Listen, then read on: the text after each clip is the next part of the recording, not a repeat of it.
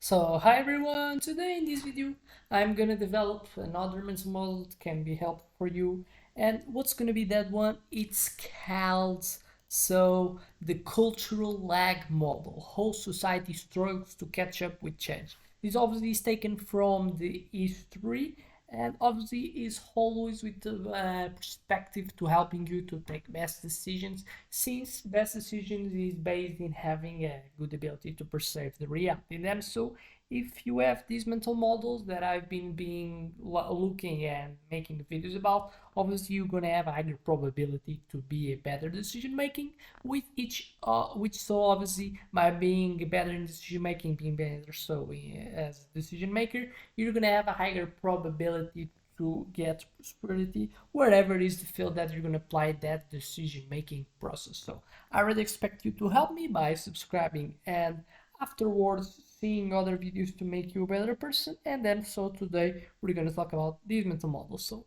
what it talks about is that cultural lag is the concept that technologies and material culture it evolves faster than non-material culture like such as laws, norms, and social institutions, resulting in a gap between innovation and societal adaptation. And so the core idea is while technology advances rapidly, our social norms institutions often lag behind, creating tension and conflict as society struggles to catch up. And then so obviously it's easier to understand why it matters, since understanding cultural lag helps us explain why new technologies can disrupt established practices and why reforms in policy and social behavior often trail behind technological breakthroughs. And then so now that we have understood cultural lag model, so what it talks about,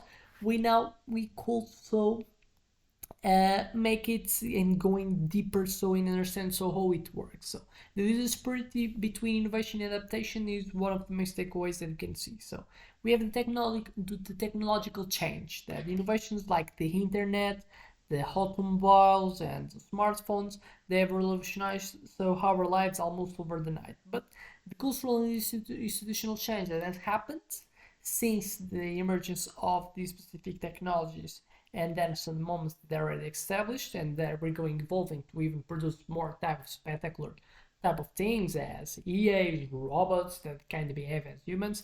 The reality is that the cultural and institutional change that has happened during periods like in laws, ethics, and social norms have been so much more probably slower if you kind of have ability to ranking. And then so because why, or we probably see good to understand why it allows ethics and norms. Normally allows ethical and norms, they are more centralized and in by being so something that but no, or an example, so by them having more in count with the elements like bureaucracy, like exists a lot of bureaucracy in laws, in the way that the ethics change.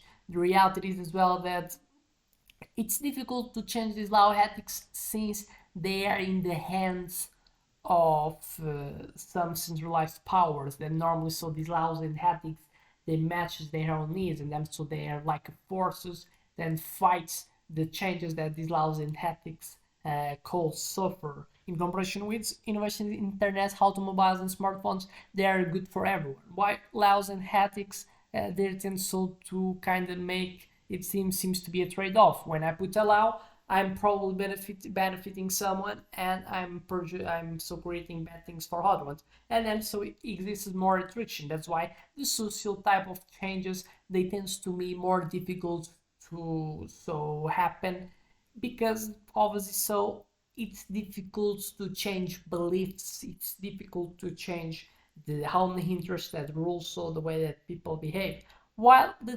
technologies that are good for everyone, technologies so they're created to increase the quality of our lives, and then so they are easily adopted. But then so now that we have created a reasonable so way to understand and so to base this statement, the reality is that we have to understand why this matters. So this tends to create consequences, and then what could be so this consequence, we have the social tension. The lag between this technological investment and cultural adaptation can lead to conflicts, misunderstandings, and resistance from those attached to old ways. So, policy challenges, governments and institutions may struggle to create effective regulations that protect public welfare without stifling innovations. And then, best type of example to show and to illustrate this is by getting practical examples. So, the automobile revolutions. We have the technological leap. The invention of the automobile transformed transportation. But we had cultural gaps. So, traffic laws. We have road safety measures and urban planning lagged behind, leading to accidents and chaos on roads until regulations caught up. We have the internet and digital era. We have technological leap, the rise of the internet and social media change communication overnight, but we have the cultural gap. So we have to create probably previous laws, cybersecurity protocols as well. We have to would be important to understand the ethical standards for digital behavior. It's obviously it's struggle to keep the pace of the what bring for the society this new technology, and then this could result in what these futures without having this ethical perspective to see these technologies to regulate how they work could create data breaches and misinformation crises.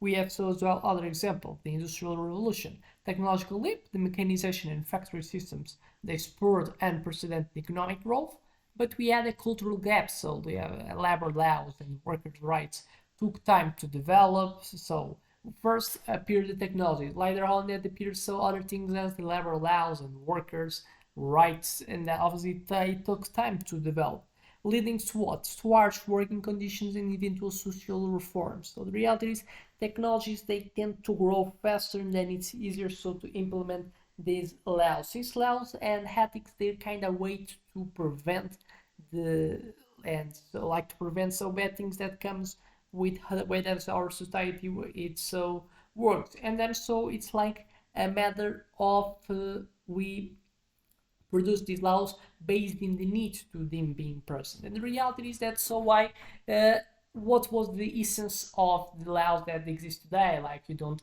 can cut away the life of someone. Because it just happened just probably after someone cut away the life of other one. Because what? Because first we understand the need and then we kind of have the response. And obviously, if to the response we have more type of barriers to apply this response, then it's easier to apply the first behavior. Even we're gonna take more time to as creating a response that obviously it's always the objective to create and regulate and optimize the benefits that the actions that we do as a society brings. So technologies are good, social medias are good, but the reality is that what comes to social media has facilitated people to communicate, probably can as well facilitate crimes. It's easier. So people that are underage meeting with people that have overage. Is that make it easier to do it? And the reality is that technology, if we look just the optimist way, what do we see as social media? Just the ability of people communicating without having barriers of presence, physical presence. But obviously, we have the ethics had to be at the account, and then what whole people could enjoy these technologies their favor, and then took time to laws and ethics to be developed because we first had to understand the specific type of bad consequence that comes with the new technologies being adopted by someone. And sometimes these laws and type of things they're seen as barriers to the innovation, but they're needed to the innovation doesn't being held and labeled as a bad innovation for the society. So the reality is that the ethics laws are like structured ways to how our society works in order to has having a more predictive type of outcome. So being always in like creating a sustainable environment which people doesn't enjoy the consequences and doesn't enjoy like opportunities that people that have bad intentions they could enjoy with the emergence of these new technologies, like the mechanization in factory systems that so have created economic growth. The reality is that they so increase the productivity that someone's will got, and then so people, their bosses, they could so kind of overexplore the people to working even more hours, and then so just by these needs that has created this overexploration of the bosses based in the new technology that have so emerged, as then so had happened just afterwards after so wars, because we have a centralization of power than the bosses are, and obviously they will be the opposite of a creation of law that so will limitate the way that they could so explore their workers. And then so obviously the laws that have appeared much like in terms of time much after so the emergence of the technology, and then so the optimal type of utilization of technology naturally just comes a good amount after so the creation of that same technology. And then so the implication of modern society, and so where it can do, and we can see it in social and political impact. So revolutionary challenges. Governments must work to update laws to address issues like digital privacy, high ethics, and climate changes. Even as technology rapidly evolves, generation conflict, younger generations may embrace new technologies and progressive ideas, while older generations might resist changes rooted in tradition. So it's a conflict that obviously now sustained the argument that's difficult to have cultural progress unless the whole people they have a tendency or they're able to adapt to the new things, or in the reality what happens, the majority of the progress that happens in the world cultural talking is that people have so they not can be adapted.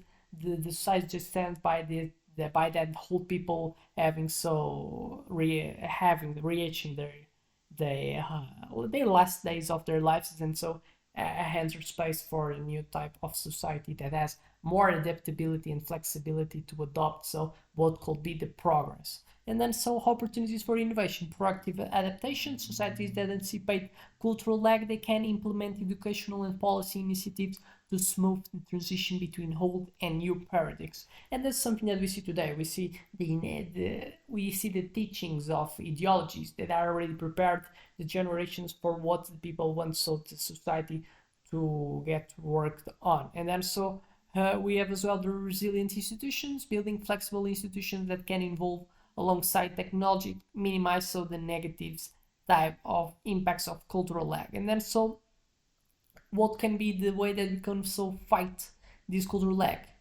Promote the dialogue of the cross generations, invest in education is the better way, because it's a problem mainly of learning. The cultural type of change that's difficult to do is basically made based in the beliefs being harder to change than is the technology. And then so basically beliefs are learnings that our brain gets, and then so the best way to improving so the shift for new beliefs that could be better for the society is investing in the ability that people have to learn in this base, so in education. So the key takeaway is that you can take from this video is that cultural lag model reminds us that why technology can outpace our cultural evolution.